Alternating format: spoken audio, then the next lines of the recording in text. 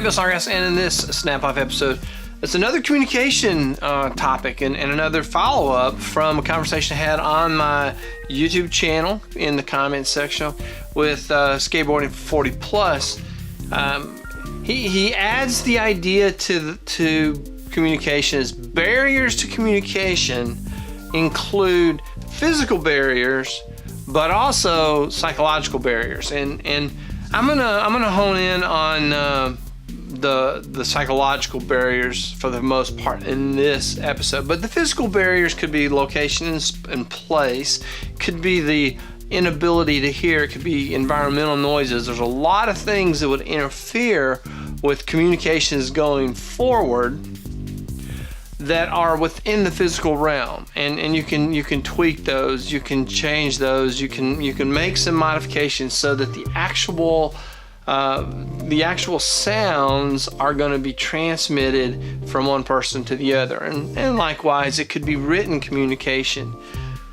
But the part that I want to talk about the most in this episode is our psychological process related to comprehension and understanding. We go into every situation with preloaded life experiences and expectations and understanding of how things work, a schemata of information that connects things together in a certain kind of an order. And when we get information, our first activity is to layer the new information and the new sounds, the new words, the new ideas, to layer that into what we already know and experience.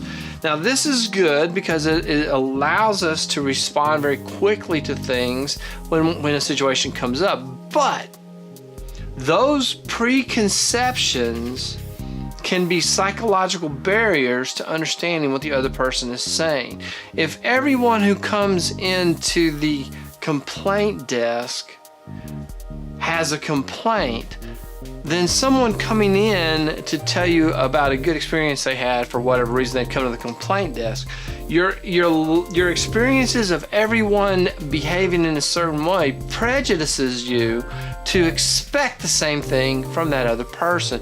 So if you have a pattern of relationships where this happens, this happens, this happens, this happens, this happens, and then a new relationship forms and the precursors to this happening begin to emerge, you're going to interpret those precursors as this is going to happen again, when it may or may not. It would be your prejudiced experience. You're prejudging that situation. So when the words come in the text message or whatever it is, your experiences are going to prejudice you towards an understanding of those, which may or may not be accurate. Your own psychology, the way that you interpret the things that you see in the world, and communication is not, we've said in other videos, other episodes, not just the words.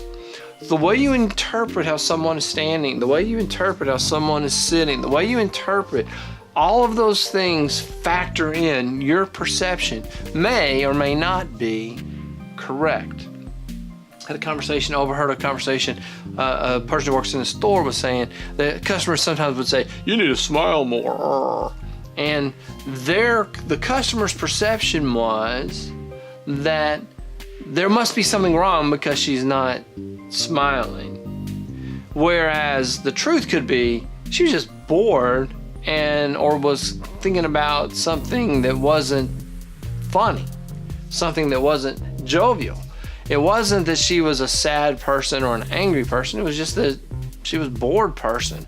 And that presupposition led them to think, well, she must be angry about something.